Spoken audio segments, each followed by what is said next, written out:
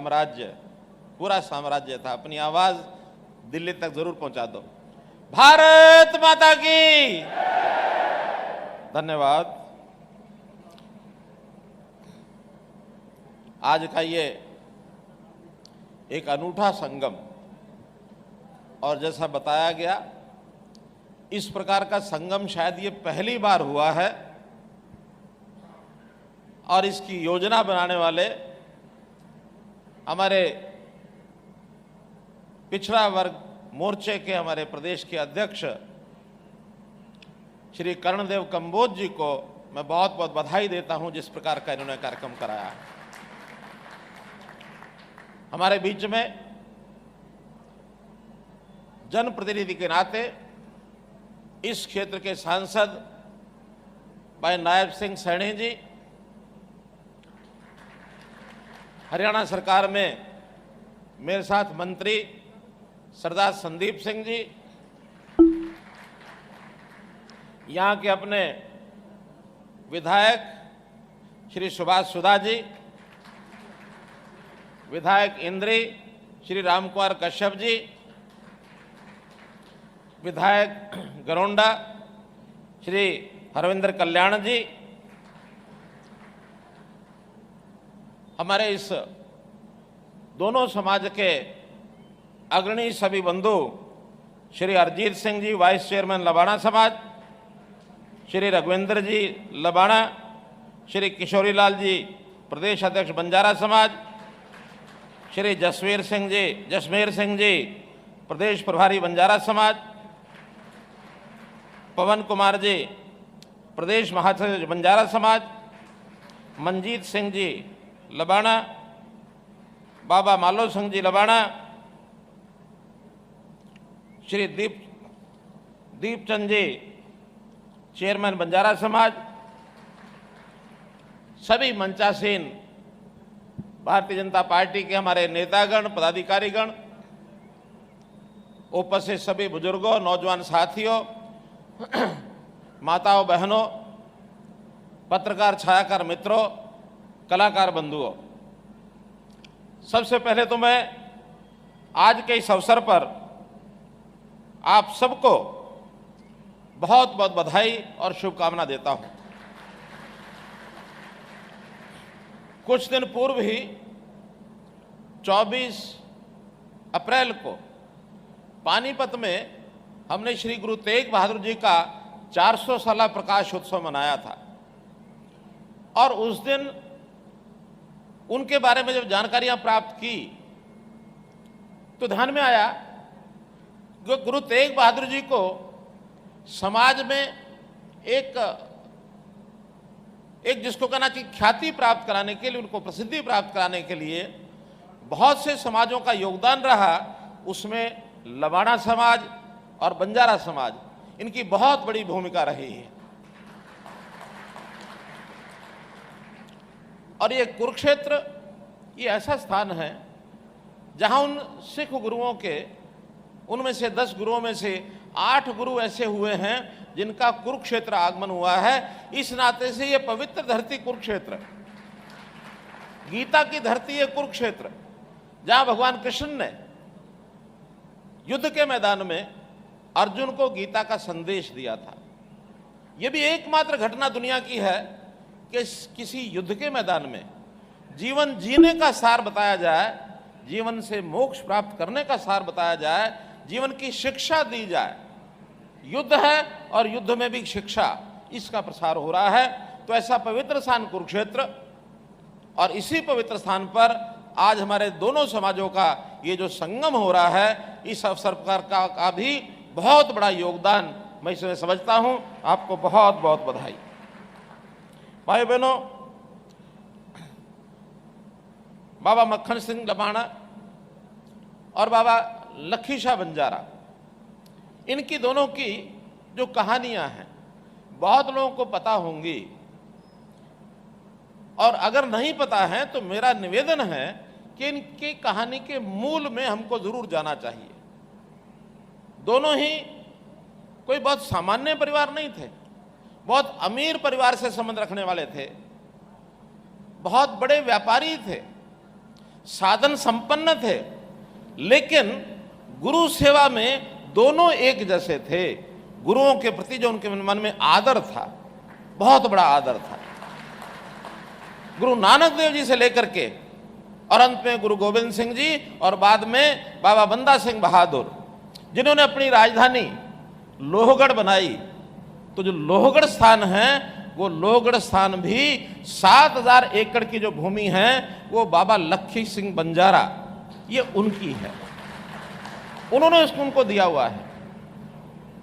कहते हैं कि बाबा लखी सिंह बंजारा इतने अमीर थे कि आज जहाँ राष्ट्रपति भवन है, जहाँ आज इंडिया गेट है, जहाँ आज सेक्रेटेरिएट है, इस दिल्ली के, जो उस समय दिल्ली बहुत छोटी दिल्ली होती थी, एक गांव ही होता था, उसके आसपास 4 बड़े गांव बाबा लखी शाह बंजारा ने बसाए थे और ये सारी जमीन उनकी है। बाद में वो मुगलों के सुपुर्द हो गई या अंग्रेजों को सुपुर्द हो गई, बाद में भारत सरकार के हाथ में आ गई, आज उसका उपयोग हो रहा है, अच्छी बात है। लेकिन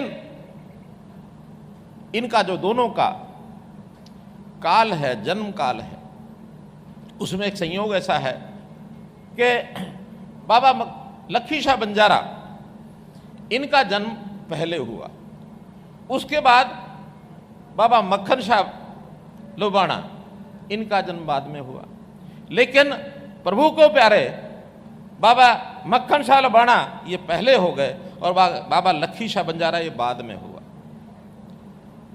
बाबा मक्खन शाह लोबाणा, इनकी 55 साल की उम्र रही और बाबा लखी शाह बंजारा की 100 साल में केवल 3 महीने कम 100 साल की आयु उनकी रही।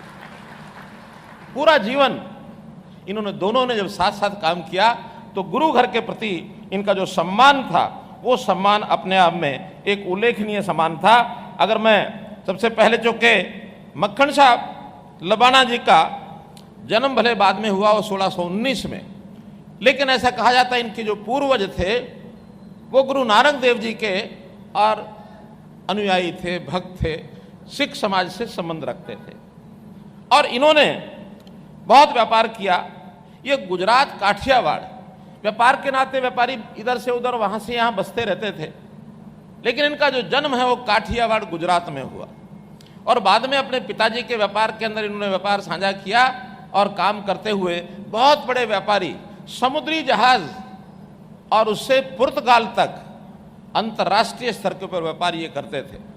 इनके व्यापार में बंगाल का रेशम, कश्मीर की शॉल, मसाले, इस प्रकार के ये जो व्यापार है ये दुनिया के साथ व्यापार करते थे और उसके अंदर बहुत बड़ी एक व्यापारियों की फौज कह लें या अपनी सेना कह लें, क्योंकि उस समय गाड़ियों के ऊपर भर भर काफिले चलते थे और काफिले अपना सामान ले जाकर के इधर से उधर सारे देश भर में ये घूमते थे।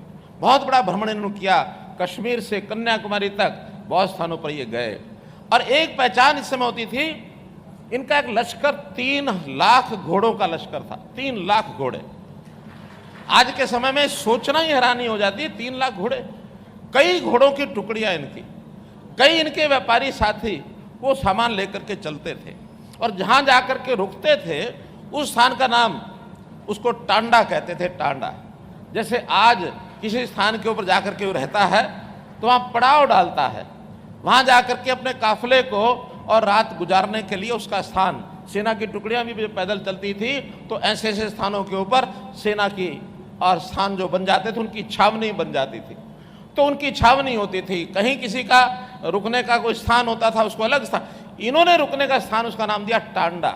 और आज देश भर में हर प्रांत में 4-5-6 स्थान ऐसे मिल जाएंगे जिनका नाम टांडा रखा हुआ है। जहां टांडा रखा है तो इसका मतलब यह है कि वहां टांडा का जो लखी शाह बंजारा, मक्खन शाह लोबाणा, इनमें से किसी ना किसी का, दोनों की जो सेनाएं रुकती थी, दोनों के जो व्यापारी ग्रुप रुकते थे उनको टांडा ही कहा जाता था।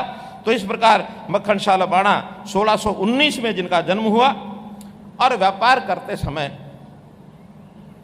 एक बार इनका जहाज समुद्र के अंदर लहरों में घिर गया, बहुत ऊंची ऊंची लहरें आई ऊंची लहरों में आजकल भी जैसे हम देखते हैं बहुत सी जहाज, बहुत सी किश्तियां डूब जाती हैं, तो इनके जहाज ने उन किश्तियों का बहुत टकराव किया और ये बहुत कुशल नाविक भी थे।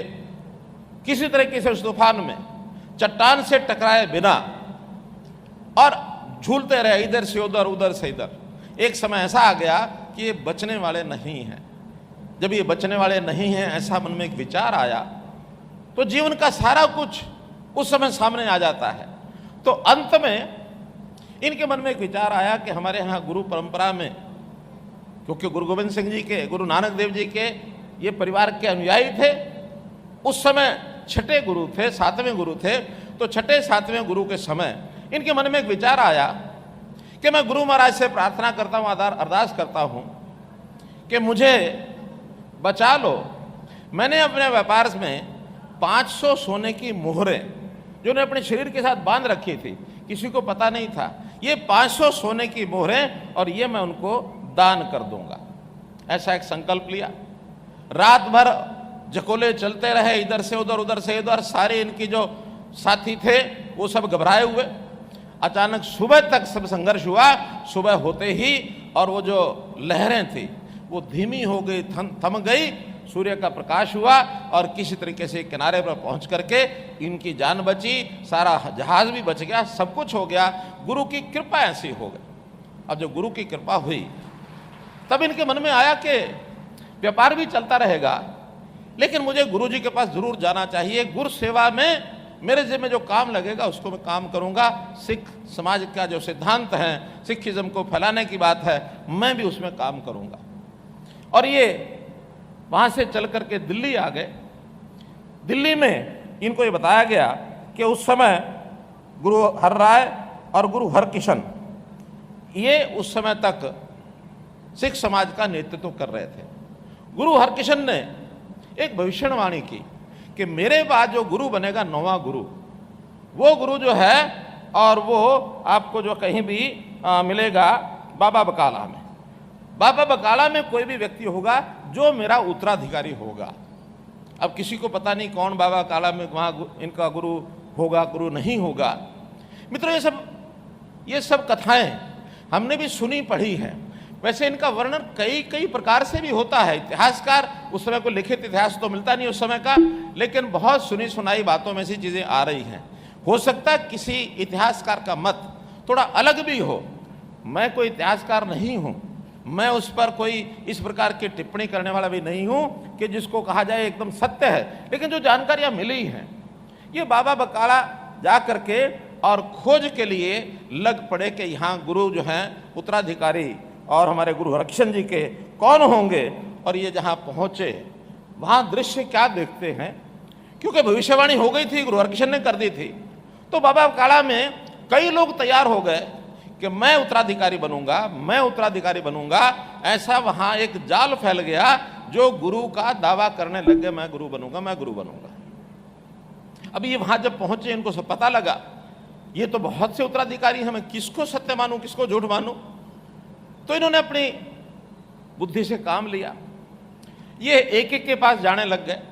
इनको पता लगा 22 ऐसी गद्दियां हैं जिन्होंने कहा हम उत्तराधिकारी हैं। हर गद्दी पर जो एक गुरु होते थे वहां जाते, प्रणाम करते और उनको 2 मुद्राएं भेंट करते।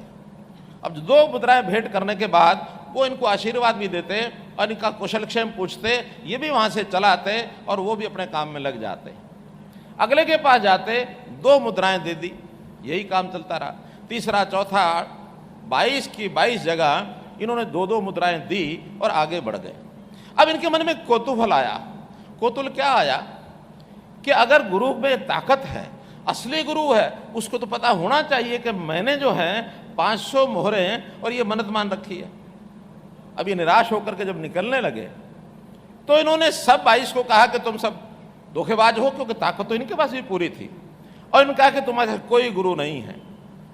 अंत में जब बाकी लोगों को पता लगा कि हमारा तो भंडा फूट जाएगा, क्योंकि इनके पास ताकत भी है, फिर किसी ने बताया एक अमुक स्थान के ऊपर एक अकेला व्यक्ति, वो भी साधना कर रहा है, वो भी धर्म भक्ति के धर्म मार्ग के ऊपर चलने के लिए वहां तपस्या कर रहा है, तो वो एक आदमी और रह गया, उसके पास जाना चाहिए। ये वहां पहुंच गए और जब वहां पहुंचे तो इन्होंने वही 2 मुद्राएं निकाल करके उनको देने के लिए इच्छा की। उन्होंने 2 मुद्राएं लेकर के आशीर्वाद तो दिया, साथ में कहा कि सिख पंथ का व्यक्ति जो उसके मन में होता है उसको पूरा करता है। तुम ये बताओ कि तुम्हारे मन में जो इच्छा है तुमने पूरी क्यों नहीं की? मैंने कहा महाराज मेरे मन में क्या इच्छा है आप बताओ। अरे भाई तुमने 500 मुद्राएं कही थी और मुझे तुमने 2 मुद्राएं दे दी। तब जाकर के और इन्होंने जो कहा कि गुरु लाभ्यो राय, ये एक टूटी फूटी पंजाबी में जैसा कहा जाता है गुरु लाभ्यो राय। इनका नाम राय था वास्तव में, शुरू में जो इनका नाम था वो मक्खन शाह लबाणा की बजाय मक्खन राय लबाणा था।